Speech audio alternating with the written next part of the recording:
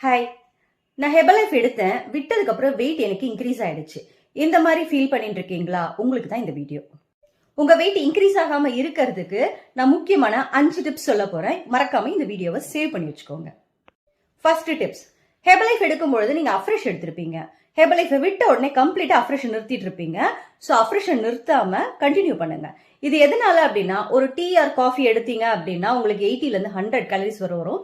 Sugar கண்டிப்பா add பண்ணுவீங்க. இது உங்களுடைய reason of weight gain.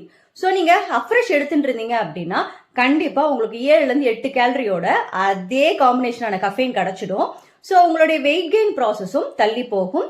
So உங்களுடைய வெயிட்டை வந்து நீங்க ஈஸியா மெயின்டைன் பண்ணலாம். ரெண்டாவது டிப்ஸ், ஹெர்பலைஃப் விட்ட உடனே மார்னிங் ஷேக்கையும் நீங்க விட்டுருவீங்க. வெயிட் லாஸ் பண்ணும்போது அட்லீஸ்ட் 2 டைம்ஸ் எடுத்திருப்பீங்க இல்லையா?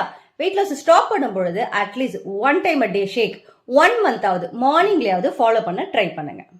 மூணாவது டிப்ஸ், ஹெர்பலைஃப்ல வெயிட் லாஸ் பண்ணும்போது கோச் சொல்லியிருப்பாங்க தண்ணி குடிங்க தண்ணி குடிங்கன்ட்டு. அந்த தண்ணின்றது உங்களுடைய நேச்சுரல் மெட்டபாலிசமை பூஸ்ட் பண்ணி உங்களுடைய தேவையில்லாத டாக்ஸின்ஸை ரிமூவ் பண்றதுக்கு. வெயிட் லாஸை நீங்க கம்ப்ளீட்டா நிறுத்தினோடனே தண்ணியும் நிறுத்திட்டு இருப்பீங்க. அட்லீஸ்ட் 3 ல இருந்து 3 லிட்டர் தண்ணியாவது பர் டேல ஃபாலோ பண்ணுங்க. நாலாவது டிப்ஸ், வெயிட் லாஸ் பண்ணும்பொழுது மட்டும் நேரத்தோட சாப்பிட்டா போதாது. வெயிட் லாஸ் முடிச்சதுக்கு அப்புறமும் நேரத்தோட சாப்பிடணும். ஒரு 6 ல இருந்து 7 மணிக்குள்ள உங்களை டின்னரை கம்ப்ளீட் பண்ணிட்டு 9 மணிக்கெல்லாம் தூங்க போயிடணும். 6 ல இருந்து 7 மணி நேரமாவது மினிமம் தூங்கணும். இந்த மாதிரி தூங்குனீங்க, இந்த மாதிரி சாப்பிட்டீங்க அப்படின்னா உங்களோட ஸ்ட்ரெஸ் லெவல் இன்க்ரீஸ் ஆகாது. இதனால ஸ்ட்ரெஸ் ஈட்டிங் அப்படின்ற பிரச்சனையும் உங்களுக்கு வராது. அஞ்சாவது முக்கியமான டிப்ஸ், ஹெர்பலைஃபை ஃபாலோ பண்ணணும்னா வெல்னஸ் கோச்சோட கைடன்ஸோட ஃபாலோ பண்ணணும். நீங்க ஸ்டார்ட் பண்ணும்போது உங்களுடைய மெட்டபாலிசம் வேற மாதிரி இருக்கும். நீங்க கம்ப்ளீட் பண்ணும்போது உங்களுடைய மெட்டபாலிசம் கண்டிப்பா டவுன் ஆயிருக்கும்.